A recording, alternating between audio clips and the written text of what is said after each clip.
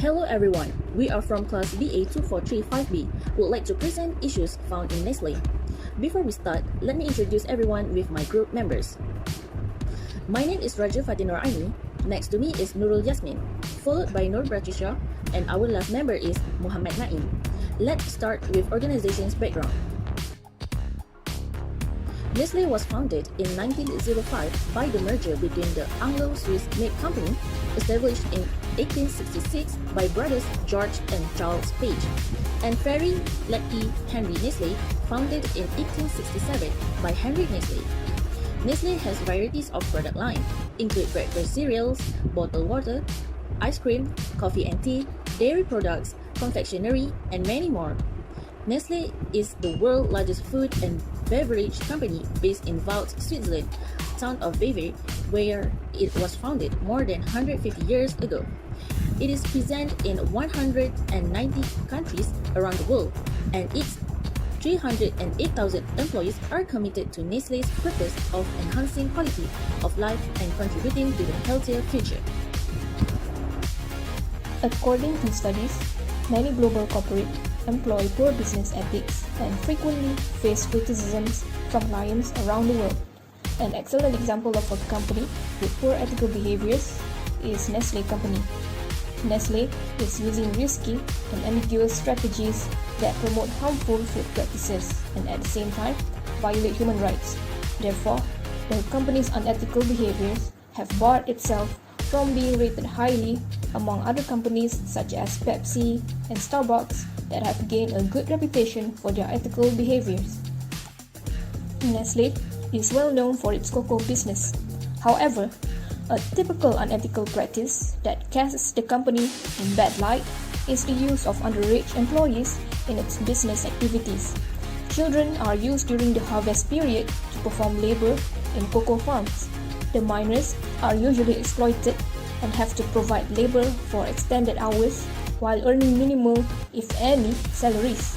The company knows that there is no union for working children, so it is easier to pay the children little money that is not very proportionate with their labor. In 2001, Nestle company faced an ethical issue when people learned that the firm was using children in Ghana and other parts of West Africa to harvest cocoa. According to reports released by BBC, children were brought as slaves and made to work in cocoa production farms. Furthermore, most of the children forced to work in the cocoa production were aged between 11 to 13 years old. The practice is still predominant to this day. Most of the children develop illnesses, and instead of being relieved of their duties, they are beaten and accused of being lazy. On the next issue, Nestle promoting unhealthy food should come as no surprise, but the level at which they operate is simply shocking. A recent report by the UK Consumers Association claims that 7 out of 15 breakfast cereals with the highest levels of sugar, fat, and salt were of Nestle products.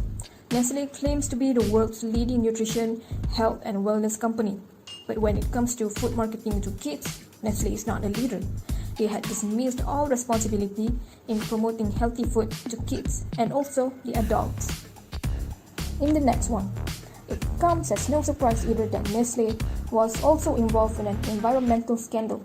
To put it accordingly, in 2010, the environmental protection group Greenpeace International held that Nestle's chocolate confectionery brand Kit Kat contained palm oil, whose production was leading to the destruction of rainforests.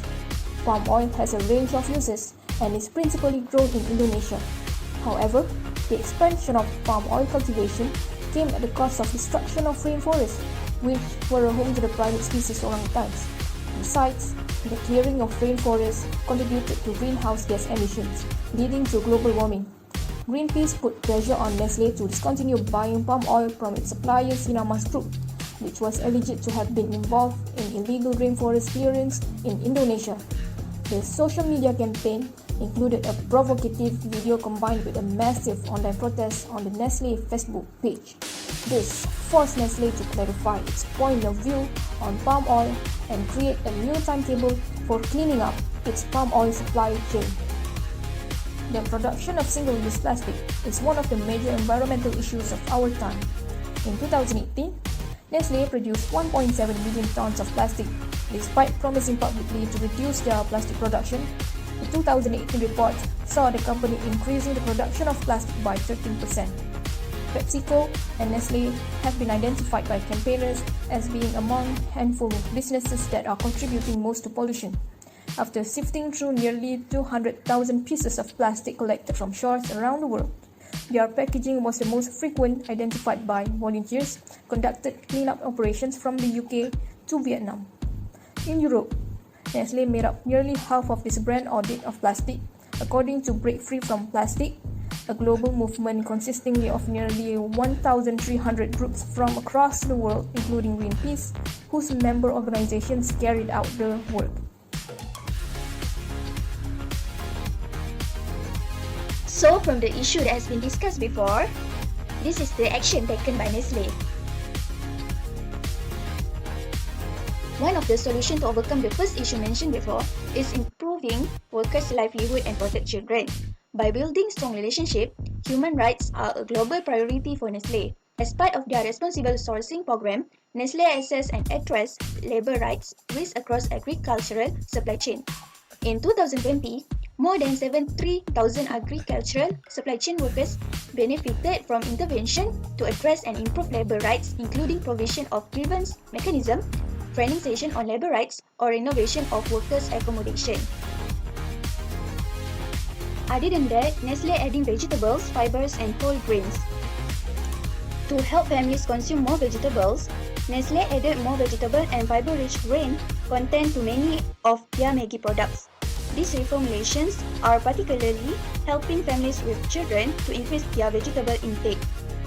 To meet the demand for products that are better for people and the planet, Nestle launched several plant-based options in 2020, such as plant-based Milo in Australia. To promote the value of whole grains in healthy diets, Nestle are proud supporter of the Whole Grain Initiative. The next action taken by Nestle is protecting natural capital. They are committed to achieve 100% deforestation-free supply chain by 2022. To ensure this, in 2019, Nestle worked to reduce deforestation, minimize impacts on the ocean and prevent degradation of soils, and work with farmers to diversify crops and land used to develop more resilient farms. For example, in September 2020, Nestle committed to planting 3 million trees in Malaysia through Project Relief. Lastly, as Nestle Worldwide is said to be the largest company that uses plastic, Nestle Malaysia has made strong efforts to over this crisis. One of the efforts made by Nestle Malaysia is by establishing a partnership around the world to research and develop eco-friendly solutions to the plastic issues. Nestle Malaysia is moving towards a greener future to become a waste-free company. For example, by improving packaging performance using paper packaging. And all of these solutions mentioned above has been done by Nestle. Next, I will explain about the relationship in organization development that is used by Nestle. First is Chapter 8, which is Diagnosis and Feedback. Nestle Malaysia has diagnosed that they must reduce the usage of plastic and take the worldwide feedback that they are the largest company that use plastic and has outcome with a solution that to use the paper straw and be the first company to introduce the usage of paper straw. Next is Chapter 14, which is Sustaining Change, where Nestle changed the manufacturing facility that is more advanced than their competitors, and it is more advanced since the technology are not entered Malaysian market yet. Furthermore is Chapter 13, which Nestle use intervention strategy, where they adapt the empathy to their workers' basic need and also support their workers and farmers to live a better life and improve their income. Lastly is Chapter 15, which is long-term orientation, where Nestle Malaysia know that they need to maintain their relationship with their farmers for a long term and they will need to keep the relationship for their raw material supply. So, they launched Sustainable Agriculture Program and use this program to maintain their connection directly to the farmers to reduce their costs and also to keep their relationship between Nestle and the farmers. Move on to our last part, recommendation and conclusion. For recommendation, first, Kellogg Company provides an update on its global packaging goal. Their approach to reduce waste with more suitable packaging includes 3 tenets, which one of them are redesigned. Kellogg redesigned the cereal pouches to use recycle-ready material, eliminating approximately 480 tons of non-recyclable packaging each year. Next, to address issue on promoting unhealthy food, Nestle should take a look on Ella's Kitchen. Ella's Kitchen creates the kind of baby foods that are healthy, nutritious, and organic. Hence, most of the ingredients are sourced from within Europe and all comply with EU organic standards, which means the company works with certifying agencies including IFOAM. Lastly, again to get control on pollution issue, both Kellogg and Ella's Kitchen diverted their plastic waste from landfill. Here's the infographic on how they diverted plastic waste using two-pronged approach.